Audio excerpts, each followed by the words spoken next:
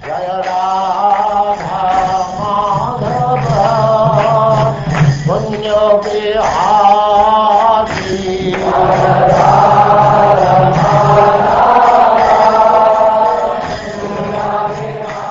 And now chapter 29, Bhakti Yoga.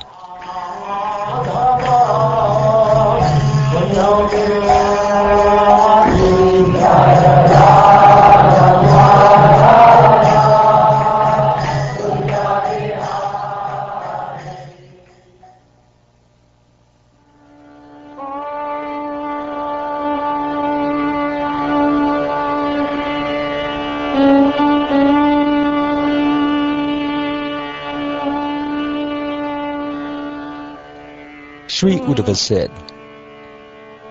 "My dear Lord Achyuta, I fear that the method of yoga described by you is very difficult for one who cannot control his mind.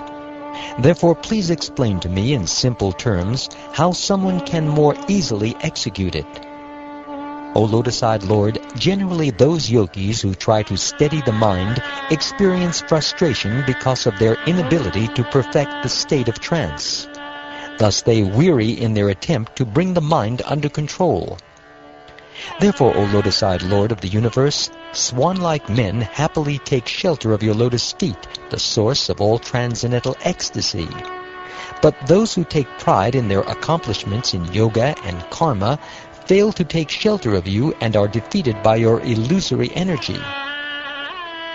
My dear infallible Lord, it is not very astonishing that you intimately approach your servants who have taken exclusive shelter of you. After all, during your appearance as Lord Ramachandra, even while great demigods like Brahma were vying to place the effulgent tips of their helmets upon the cushion where your lotus feet rested, you displayed special affection for monkeys, such as Hanuman, because they had taken exclusive shelter of you. Who then could dare reject you, the very soul, the most dear object of worship, and the Supreme Lord of all? You who give all possible perfections to the devotees who take shelter of you. Who could be so ungrateful knowing the benefits you bestow? Who would reject you and accept something for the sake of material enjoyment, which simply leads to forgetfulness of you? And what lack is there for us who are engaged in the service of the dust of your lotus feet? O my Lord, transcendental poets and experts in spiritual science could not fully express their indebtedness to you, even if they were endowed with the prolonged lifetime of Brahma, for you appear in two features, externally as the Acharya and internally as the Supersoul, to deliver the embodied living being by directing him how to come to you.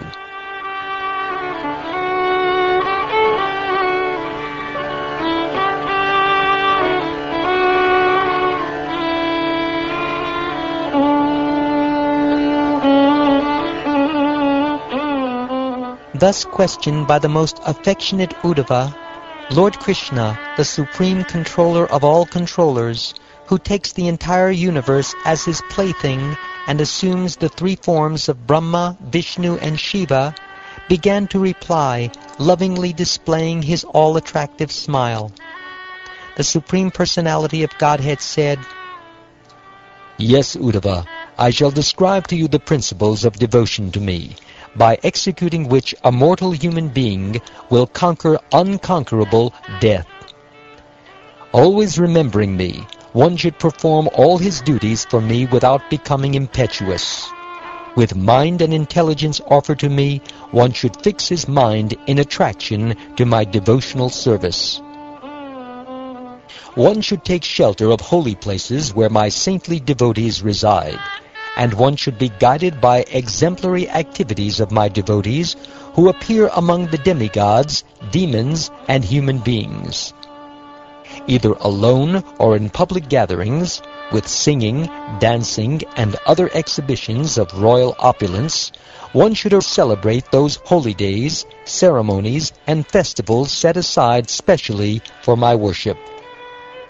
With a pure heart, one should see me, the Supreme Soul within all beings, and also within oneself, to be both unblemished by anything material and also present everywhere, both externally and internally, just like the omnipresent sky.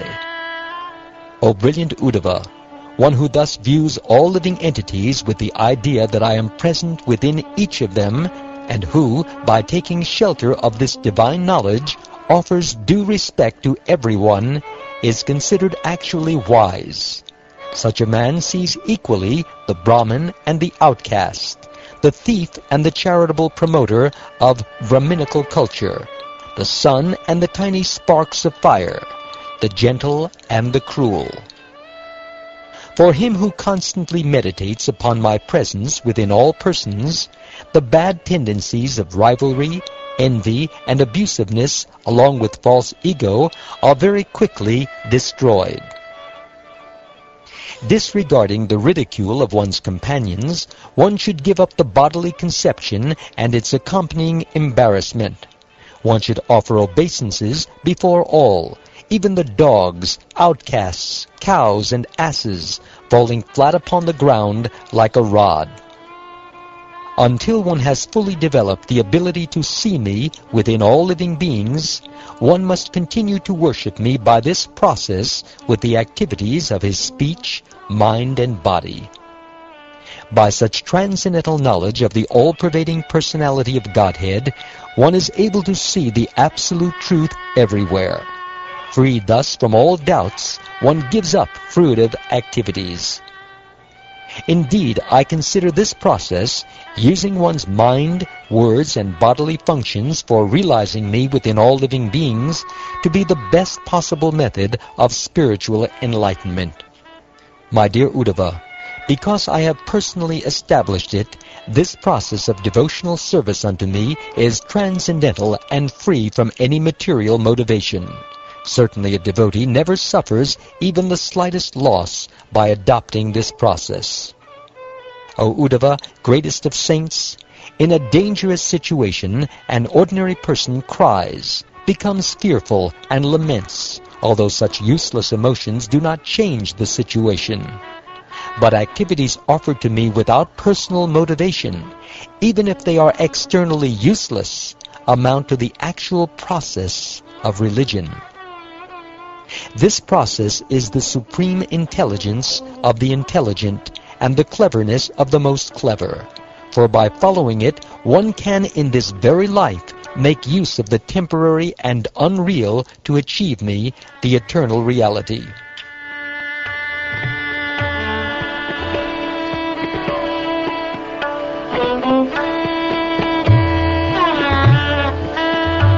Thus I have related to you, both in brief and in detail, a complete survey of the science of the Absolute Truth. Even for the demigods, this science is very difficult to comprehend. I have repeatedly spoken this knowledge to you with clear reasoning. Anyone who properly understands it will become free from all doubts and attain liberation. Anyone who fixes his attention on these clear answers to your questions will attain to the eternal, confidential goal of the Vedas, the supreme, absolute truth. One who liberally disseminates this knowledge among my devotees is the bestower of the absolute truth, and to him I give my very own self. He who loudly recites this supreme knowledge, which is the most lucid and purifying, becomes purified day by day, for he reveals me to others with the lamp of transcendental knowledge. Anyone who regularly listens to this knowledge with faith and attention, all the while engaging in my pure devotional service, will never become bound by the reactions of material work. My dear friend Uddhava, have you now completely understood this transcendental knowledge? Are the confusion and lamentation that arose in your mind now dispelled? You should not share this instruction with anyone who is hypocritical, atheistic, dishonest, or with anyone who will not listen faithfully, who is not a devotee, or who is simply not humble. This knowledge should be taught to one who is free from these bad qualities, who is dedicated to the welfare of the Brahmins, and who is kindly disposed, saintly, and pure. And if common workers and women are found to have devotion for the Supreme Lord, they are also to be accepted as qualified hearers. When an inquisitive person comes to understand this knowledge, he has nothing further to know. After all, one who has drunk the most palatable nectar cannot remain thirsty. Through analytic knowledge, ritualistic work, mystic yoga, mundane business, and political rule, people seek to advance in religiosity, economic development, sense gratification, and liberation. But because you are my devotee, whatever men can accomplish in these multifarious ways, you will very easily find within me. A person who gives up all fruitive activities and offers himself entirely unto me, eagerly desiring to render service unto me, achieves liberation from birth and death, and is promoted to the status of sharing my own opulences.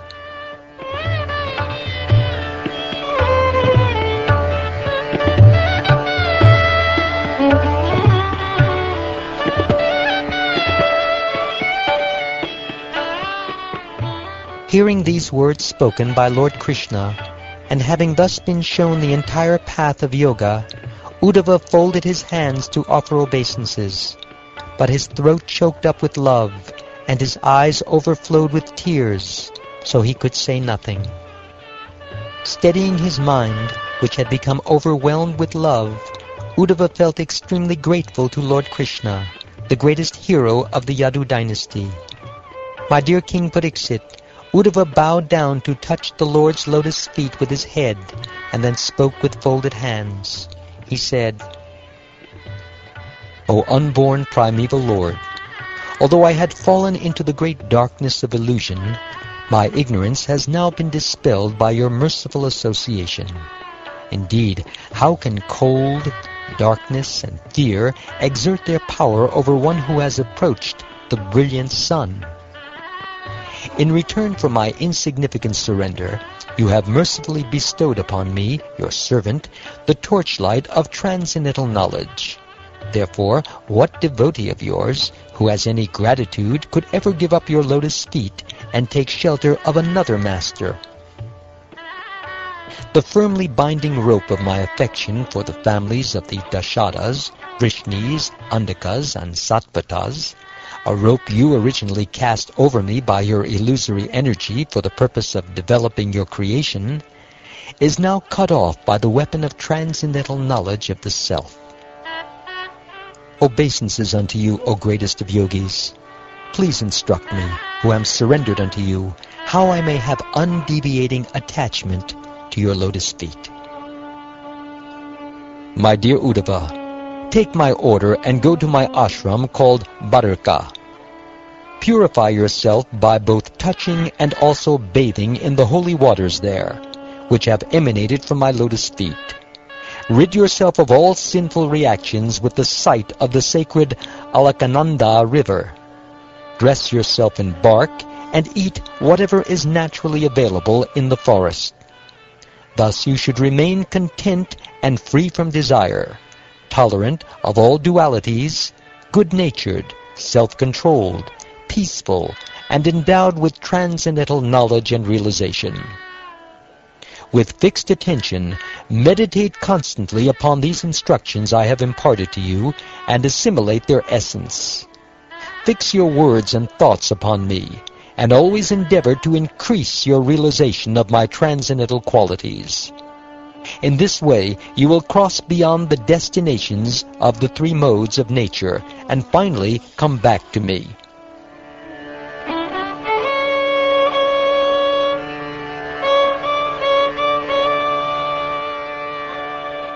Thus addressed by Lord Krishna, whose intelligence destroys all the suffering of material life, Sri Uddhava circumambulated the Lord and then fell down, placing his head upon the Lord's feet. Although Uddhava was free from the influence of all material dualities, his heart was breaking, and at this time of departure he drenched the Lord's lotus feet with his tears. Greatly fearing separation from him, for whom he felt such indestructible affection, Uddhava was distraught, and he could not give up the Lord's company. Finally, feeling great pain, he bowed down to the Lord again and again, placed the slippers of his master upon his head, and departed. Thereupon, placing the Lord deeply within his heart, the great devotee Uddhava went to Badarak Ashram. By engaging there in austerities, he attained the Lord's personal abode, which had been described to him by the only friend of the universe, Lord Krishna himself. Thus Lord Krishna, whose lotus feet are served by all great yoga masters, spoke to his devotee this nectarian knowledge, which comprises the entire ocean of spiritual bliss. Anyone within this universe who receives this narration with great faith is assured of liberation. I offer my obeisances to that Supreme Personality of Godhead, the original and greatest of all beings, Lord Shri Krishna. He is the author of the Vedas, and just to destroy his devotees' fear of material existence, like a bee, he has collected this nectarian essence of all knowledge and self-realization. Thus he has awarded to his many devotees this nectar from the ocean of bliss, and by his mercy they have drunk it.